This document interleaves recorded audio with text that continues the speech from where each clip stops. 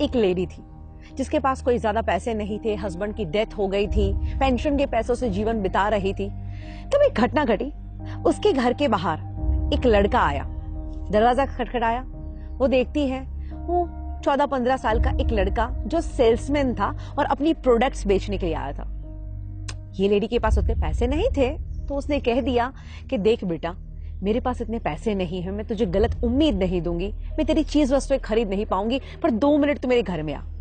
वो घर में बिठाती है और किचन में जाती है और दूध का एक गिलास लेके आती है और कहती है कि बेटा, मुझे लगता है कि तू बहुत भूखा है, बहुत प्यासा है, मैं तेरी और कोई मदद नहीं कर सकती, बट एक ये दूध का गिलास तुझे दे सकती हूँ जिससे तेरी भूख और प्यास दोनों मिट जाएगी। बच्चा दूध का गिलास पीता है, थैंक यू कह के चला जाता है।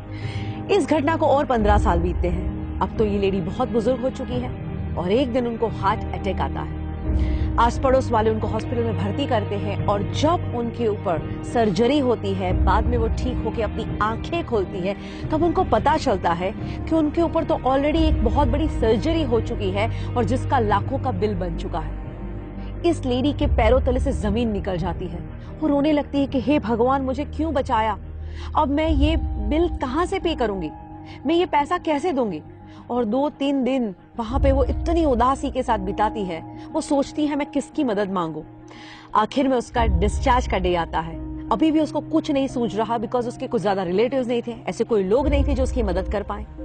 वो भारी भारी कदमों से चलते हुए रिसेप्शन के काउंटर पे पहुंचती है, सोचती है मैं उनसे क्या बात करूंगी। वो कहती है मेरा बिल दिखाइए। वो बिल देते हैं एंड अप्रोक्सीमेटली 5 लाख रुपए का उसका बिल आया है। वो बिल देखती है, पर उनको ताज्जुब होता है क्योंकि उस बिल के नीचे लिखा था ऑलरेडी पेड एंड उसके नीचे लिखा था thank you for the glass of milk.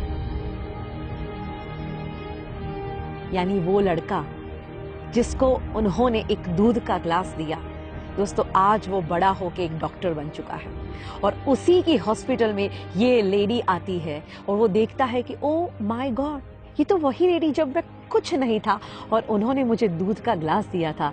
आज ये ऋण चुकाने का मौका मिला है, क्यों ना मैं अपना ऋण चुकाऊं, क्यों ना इनका बिल मैं ही भर दूं। इसीलिए तो कहते हैं कि जब आप अच्छे काम करते हैं, दुनिया गोल है, जो अच्छे काम भेजे हैं सब लौट के वापस आते ही हैं। बट अच्छी बात क्या है कि कुदरत इतनी मेहरबान है हम पे कि जब हम कुछ छोड़ते हैं उससे कई गुना बढ़ के ये लाइफ में वापस आती है। हम हमेशा पूरी जिंदगी लगे रहते हैं दुनिया को इम्प्रेस करने में, बट अगर सही में इम्प्रेस करना है ना तो उस ऊपर वाले को कीजिए।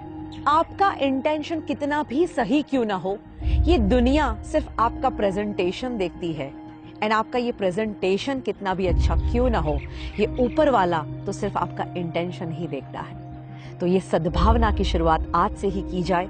मैं तो कहती हूँ दुनिया में खुशियां फैलाई जाए, क्योंकि अगर आप औरों के जीवन में खुशियां फैलाना भी शुरू करोगे तो वही खुशियां मल्टीप्लाई होकर आपके जीवन में वापस आएगी। भगवत गीता में बहुत ही सुंदर कहा गया है कि इस दुनिया में कोई भी इंसान अगर दुखी है तो तुम लंबे समय तक खुश नहीं रह सकते। अगर औरों को खुशियां बांटोगे तो तुम्हारे जीवन में खुशियां अपने आप आएगी। और मैं तो कहती हूँ आज के इस दुनिया में किसी के चेहरे पे स्माइल ले आना वो भी एक बहुत बड़ा आध्यात्मिक काम है। कहते हैं एक उदास चेहरे पे एक प्यारी सी मुस्कुराहट आ जाए और अगर उसकी वजह तुम हो तो समझ लेना इस दुनिया का सबसे धनवान इंसान